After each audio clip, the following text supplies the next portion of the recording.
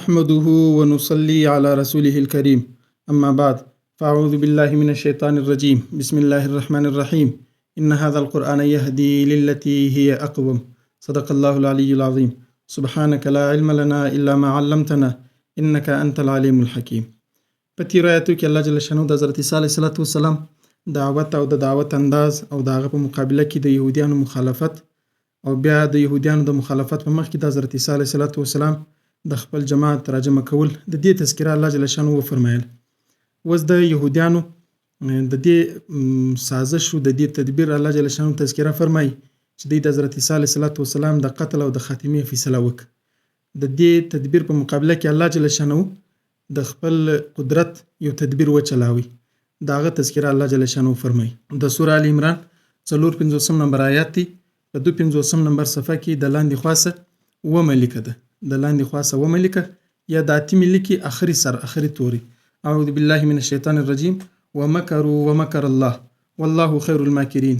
اذ قال الله يا عيسى اني متوفيك ورافعك الي ومطهرك من الذين كفروا وجاعل الذين اتبعوك فوق الذين كفروا الى يوم القيامه ثم الي مرجعكم فاحكم بينكم فيما كنتم فيه تختلفون فاما الذين كفروا فاعذبهم عذابا شديدا في الدنيا والاخره وما لهم من ناصرين وأما الذين آمنوا وعملوا الصالحات فيوفيهم أجورهم والله لا يحب الظالمين ذلك نتلوه عليك من الآيات والذكر الحكيم. ومكروا دي تدبير وچلاوي د حضرت عیسی علیه السلام د شهادت او د قتل د پاره ومکر الله او الله تدبیر وچلاوي والله خير الماکرین په تدبیر چلوونکو خلکو کې تر ګردو ښه تدبیر چلول والا د الله تعالی ذات دی. اذ قال الله چې کله وویل الله یا عیسی ای عیسی انی متوفیک زبتا پورا اخلم ورافعک الی او راپورته کوم بدی وخپل طرف ته یعنی زبتا را اخلم د روح د بدن د دواړو سره او تابه د يهودیانو په لاس کې د قتلېدو د پاره نه پرېږدم ورافعک الی زبتا وخپل طرف ته راپورته کوم ومطهرک زبتا پاکوم من الذين كفروا دا کسانو چې کفر یې کړی دی یعنی داغو د تهمتو د الزامو وجاعل زب جوړوم الذين کسان اتبعوک چې ستا اتباع کړی د ستا تابعداران دي فوق الذين كفروا پر هغه کسانو باندې زورور او غالب او لوړ چې هغه کفر کړی دي ستا انکار کړی دي الی یوم القیامه د قیامت ورځې پورې ثم الی مرجعکم بیا زما طرف ته ستی واپس د فاحکم بینکم زب فیصله کوم ستی په مابین کې فيما کنتم په کم کې چې تی فيه تختلفون اختلاف کاوي فاما الذين كفروا پس هغه کسان چې کفر کړی فاعذبهم عذابا شديدا زب واغو عذاب ورکوم سخت عذاب په دنیا او آخرت په دنیا او په آخرت کې وما لهم من ناصرین او د دې به یو څوک مددگار نه واما الذين امنوا او پس هغه کسان چې ایمان راوړي او عملوا الصالحات بیا نیک اعمال وکړي فیوفیهم اجورهم واغو ته به ورکوي پوره د دې اجر والله لا يحب الظالمین الله جل شانه چې دی ظلم کوونکي به انصاف خلک نه خوشي ذالک دغه نتلوه علیک چې موږ تلاوت کوو پر تا باندې من الآیات دا آیتونه دي احکام دي او ذکر الحکیم او د حقیقت سره د حکمت سره ډک بیان او نصیحت دي. یهودیان چې د حضرت عیسی علیه السلام مخالفت شروع کړي نو د عیسی علیه السلام د دعوت او د استدلال د عملی چې کومه زندگی ولا چې کومه خبره ولا په عمل او په کردار کې هغه رنګ او په دعوت کې په دلیل کې مضبوط ولو نو يهوديانو اخر دا فیصله وکړه چې د دې سړي مخنیوانګ بل رنګ نه کیږي کچیر د خبرو د لاس امپری شوې د خبرو د لاري دا سړی په خبرو کې خو زورورم دی او دلیل مضبوط هم دی او د انسانانو دماغ زړه د خبره اخلیم دا سړی به قتلو دغه د پر دې د سازش وچلاوي د حضرت عیسی علیه السلام په زمانه کې چې کوم بادشاه او هغه مشرک رومن امپایر او د هغه دارالحکومت چې وچلی چې کوم شهر دی د دارالحکومت دویم مرکزی شهر قسطنطنیه و د حضرت عیسی علیه السلام د دعوت مرکز چونکې د بنی اسرائیل علاقه و نو دا شام په هغه ټیم کې پوره یو صوبه و د شام د صوبې د پاره د هغه وخت کوم حکومت و هغه یو څه آزاد مذهبي قوانینو اجازه ورکړې و چې په دې کې چونکې د يهودانو اکثریت دي لہذا دلته يهودان د خپل مذهب مطابق حاکمان او عدالتونه لګولای شي نو دغه فیصله چې بدی کولې د مذهب مطابق د يهودانو د مذهب مطابق د فیصله کولای شي د دې د قاضیانو د دې د ججانو به اختیار چلی دی لیکن د فیصلو اخري نفاذ هغه به برته د رومن حکومت چې کوم عدالتونه وو یا د هغو چې کوم دغه وخت انتظامیه وه د هغه په اجازه باندې به کېدله. نو دوی پر حضرت عیسی علیه السلام باندې دا الزام ولګاوی چې دی په دین موسوي کې الحاد کوي. الحاد ودا ته وایي چې د کفر عقاید د اسلام په شکل باندې پیش کړي. د دغه سړي سزا د موسی علیه السلام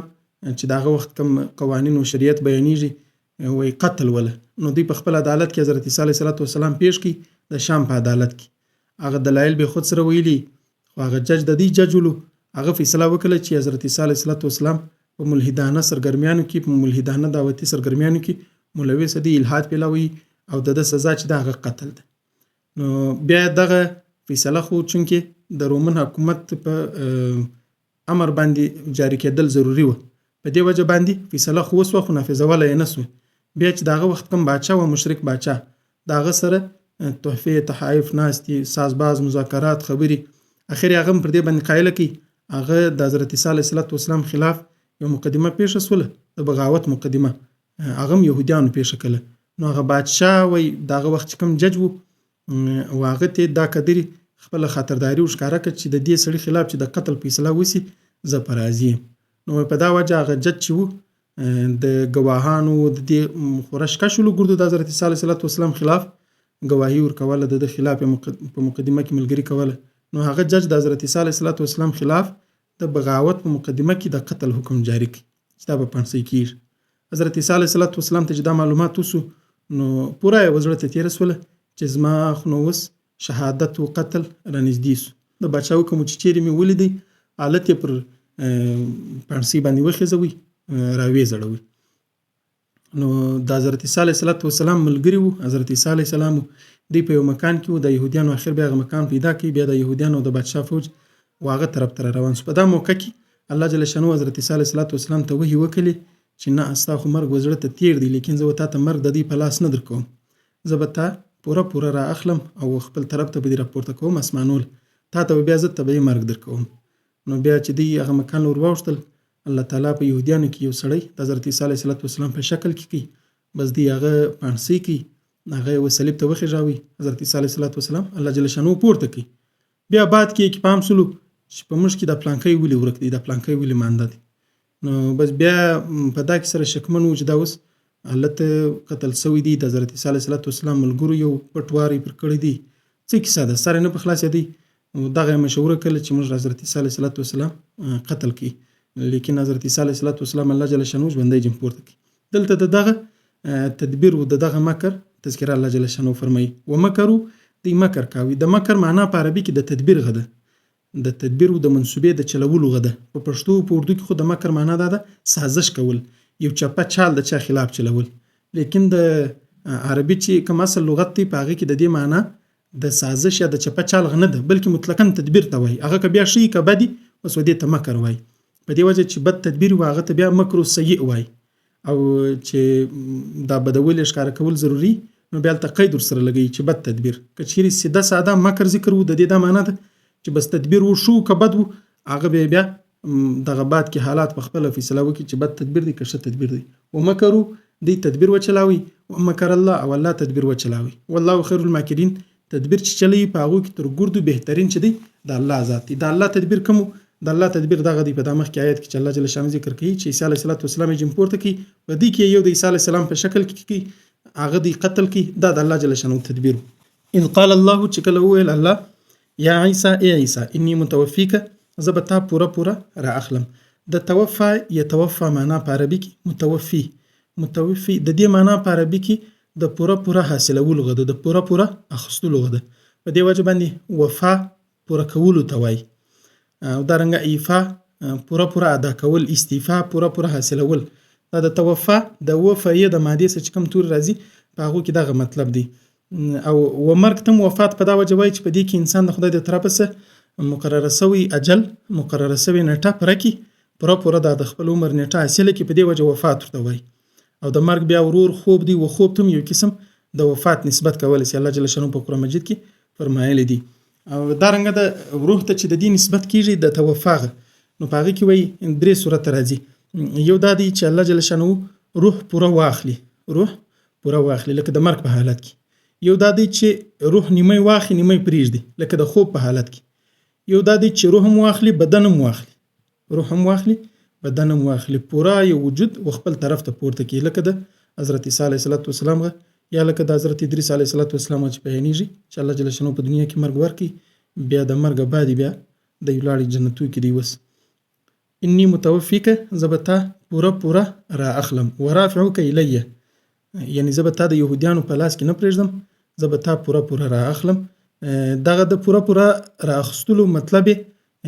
دغه د لفظ انتخاب شاید الله جل شانه په دا وجه کړی چې د عیسایانو د عقیدو تردید پکې. عیسایان وایي چې الله جل شانه د عیسی سره روح واخستله، د عیسی بدن پاتې سلو،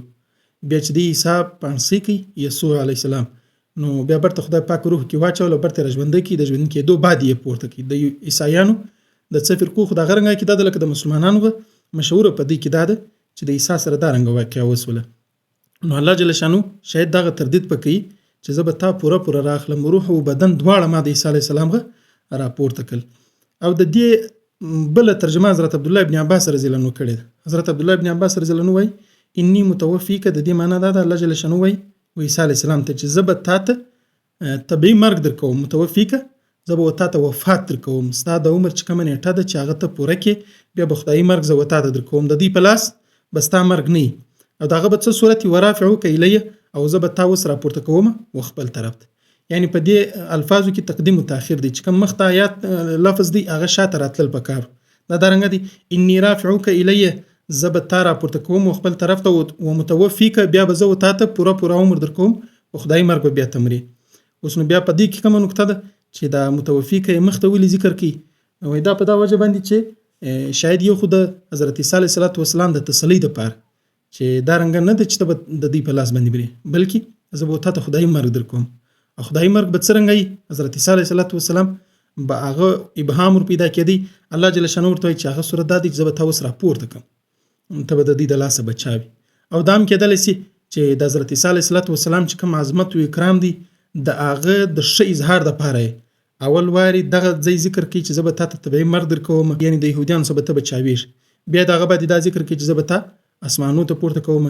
او بله وجه دا هم بیانوي مفسرین چې په دې کې د عیسایانو د عقیدې تردید پکې. عیسایان وایي چې الله جل شانه درې دی، نعوذ بالله، په هغه کې درېیمه چې دا عیسی دی، جبریل دی او الله دی، دا درې چې سره ګډ سي بیا اله جن جوړېږي. الله جل شانه اله له خو مرګ نه راځي، عیسی ته خو ما وویل چې زه به تا ته بیا مرګ درکوم. او که سره علما فرمایي چې الله جل شانه یو قوم ته عذاب ورکوي، دغه عذاب دوې طریقې، یوه خو دا طریقه چې هغه نبي د دې څه وباسي پر دوی باندې عذاب راولي، بس دوی ختم کړي. بله دا د الله د ناراضګۍ د عذاب طریقه دا ده چې نبي جن وباسي، بیا په بله علاقه کې یې زورور کړي، بیا برته پر دوی باندې راولي، دوی ورته مغلوبه کړي، لکه د حضور صلی الله علیه وسلم، لکه د حضرت موسی علیه السلام، لکه د حضرت ابراهیم علیه السلام، لکه د حضرت یوسف علیه السلام. دغه نبیان ګرد الله جل شانه ور ویستل،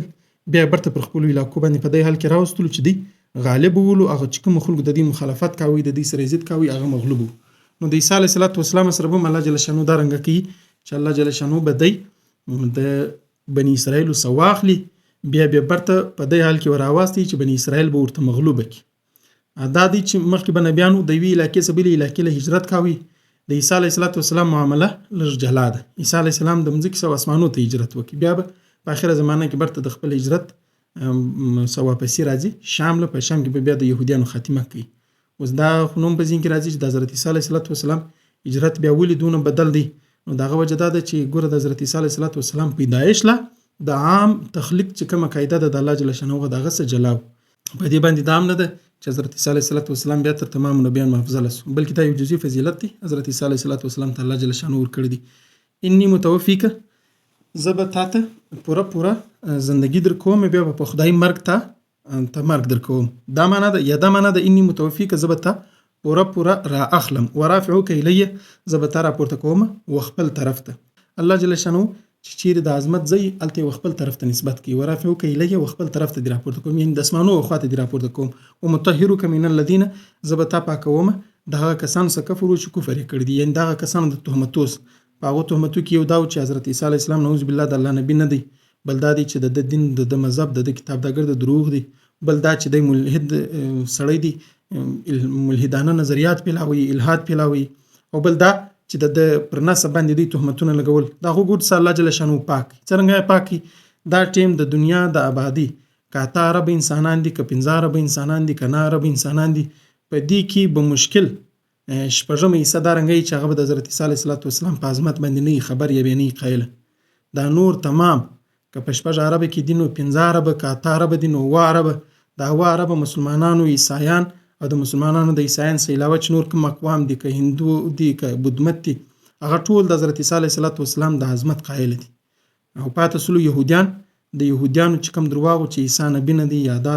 دی هغه وسګر د خلکو نظر انداز کړی دی بلکې د يهوديانو خو څو پیړۍ پر دغه خبره باندې پټای شروع و چې د حضرت عیسی علیه السلام سره دارنګه معامله کړو الله جل شانو دارنګه و عیسایان ته مغلوب کړ بیا مسلمانان خدای پر مهربانه کړ یو څه د آرام او د سکون شپې تیر کړي بس باغه کې بیا برته شرارت جوړ کړي برته د عیسایان سره لارو لیکه سم کړه بس وز دا ټیم برته دی زوره ور دغه بیان په دماغ کې جمله کې راځي و مطهرک من الذين كفروا د دې د تهمتو سبب زتا پاکم وجعل الذين اتبعوك او زب جوړ کما کسان چې ستا تابع دي ستا اتباع کوي فوق الذين كفروا پر هغه کسانو باندې زورور او غالب چې کفر کړی دی لا یوم القیامه د قیامت ورځې پورې د دې سم مراد دا دی چې د حضرت عیسی علیه السلام چې کوم متبعین دي هغه به پر يهوديان باندې تر قیامت پورې غالبي د دې سم مراد عیسایان دي یا د اکثر مفسرین رائے ده چې د حضرت عیسی علیه السلام د نبوت په باره کې چې د عیسایانو رنګه د حضرت عیسی علیه السلام ملګری وکي هغه کسان جن مراد دي څه معنی یعنی د حضرت عیسی علیه السلام د نبوت قایل شي د حضرت عیسی علیه السلام د نبوت اقرار کوي ایمان لري دغه کسان به تر قیامت پر يهوديانو غالبي او دا غرنګه ده تر مسلمانانو تر راتګ پورې خدای پاک د يهوديان د عیسایانو په لاس باندې کلک خوارو ذلیل کړ او هر وخت به دی مغلوب او عیسایان غالب وو بیا چې د حضور صلی الله علیه وسلم بعثت وسو بیا د مسلمانانو په لاس باندې دی مغلوب وو تر اوسه پورې مغلوب دي او دا اشکال په ځین کې چاتور پیدا نشي چې دا ټیم خو يهوديان برته زوره ور دي د يهوديانو چې دا اوس کم زوره ور کېدي د دام د عیسایانو په مغلوبیت کې دي جرمني او فرانس او ایټالي او دارنګه امریکا دا ګرځي چې دي سخت عیسایت والا ملکونه دي قدامت پسند کوم عیسایان کې پکې دي د هغه زیر اثر ملکونه دي دغه عقاید زیر اثر ملکونه دي نو د اسرائیل چې وس یو څه زور پیدا کړی دي دام د عیسایانو تر لاس لاندې زور دی چې هغه لاس جنواخي یو ورځ گزاره نس کولای پر دې باندې د امریکای او د جرمني او د ملکو د خپل پوجي مشرانو بیان دي د اسرائیل د خپل پوجي مشرانو بیانونه دي چې اسرائیل څه دی هغه د مغرب په مدد باندې دي نو دلته وسم د مغلوب دي او بل دا دي چې د يهوديانو زور ور کېدل په خپل په قران کې او په احادیثو کې راغلي دي چې دوه واره الله جل شانو ودی ته غلبه ورکړي دوه واره په هغه دوه واره به خدای پاک ډیر کلک عذاب بیا ورکړي په خپل نیکو بندگانو باندې نو یو واری علماء وایي تیر سوی دي یو واری پاتې دي په اخر زمانه کې به دی کلک غالب کیږي کلک به زور ور کیږي او دغه زور ور کېدو بعد چې دی د بیا حضرت عیسی علیه السلام الله جل شانو را شوکی هغه بیا ورباسي وجعل الذين اتبعوك زب جوړو ما کسان چې اتباع کړي د فوق الذين غالب پر هغه کسان باندې کفرو چې کفر کړي دی لا یوم القیامه د قیامت ورځې پورې به دا کسان پر غالبي ثم الی مرجعکم بیا به زما طرف ته ستي واپسې فحکم بینکم زب فیصله کوم ستي په مابین کې فيما کنتم فيه تختلفون په کوم کې چې اختلاف کوي په دې آیات کې الله جل شانو 15 وعده د عیسی علی السلام سره وکي چې یو به ته د دې په لاس نمرې خدای مرګ به زه وتا ته درکوم دویم دا چې زه به تاسو مانول راپورته کوم دریم دا چې پر تا باندې کم تهمتونو الزامونو دی لګي دا به ګرد ختم سي بلکې ستا مقبولیت هغه به تر دا حد تیر سي یعنی عیسایان غسادي د خدای درجه ورکړي نعوذ بالله او دارنګه چې ستا کوم متبعین دي عیسایان یا مسلمانان چې ستا د نبوت کوم خلک اقرار کوي هغه به په دې باندې زوروري تر قیامت پورې او پنځمه دا ده چې بیا چې تیمال راسي بیا وزستي په مابین کې فیصله وکم فیصله به څنګه فاما الذين كفروا داغه تفصیل دا دی چې کوم کسان کفر وکي فواعذبهم عذابا شديدا زب واغوت عذاب کوم سخت عذاب په دنیا او الاخره په دنیا او په آخرت کې وما لهم من ناصرين او د دې د پاره به یو مددګارني واما الذين امنوا او کوم کسان چې ایمان راوړي او عملوا الصالحات نیک اعمال وکړي فيهم اجورهم الله جل شانو به ودی ته د دې پوره اجر ورکړي والله لا يحب الظالمين الله جل شانو چې دې ظالمان نه خوشي ذالک دغه نتلوه عليك موږ تلاوت کوو پر تا باندې من الآیات د آیاتونه دی او ذکر الحکیم او د حکمت او د حقیقت صدق نصیحت او بیان دی الله جل شانو دی ومشتي ته د قران فهم را نصیب کی په دې آیاتو کې زموږ ته د پاره د زده کړې و خاص خبره ده چې د نبي یا د اسلام یا د وحي او د نبوت د تعلیماتو نسبت چې انسان وځان ته کوي مطلق په دعوه باندې نه کوي چې زه مسلمان یم، موږ آسماني دین لرو، موږ آسماني تعلیمات لرو، موږ آسماني قرآن لرو، بلکې دا په اتباع باندې کیږي، په عمل باندې کیږي چې سړی د نبي او د نبي چې کوم دین دی، د نبي چې کوم کتاب دی، د هغه د تعلیماتو اتباع وکړي، نو بیا به الله جل شانه د متبعینو سره چې کومې وعدې دي هغه به بیا وعده ته ورپوره کوي. الله جل شانه دې د عمل کولو توفیق راکړي. سبحان ربک رب العزة عما یصفون وسلام علی المرسلین. او بل دا دی چې د حضرت عیسی علیه السلام په باره کې یو څه نورې ضروري خبرې دي، د هغه دپاره به انشاءالله جلا یو درس کښېږدو، هغه به هم بیان کړو. سبحان ربک رب العزة عما یصفون وسلام علی المرسلین والحمد لله رب العالمین.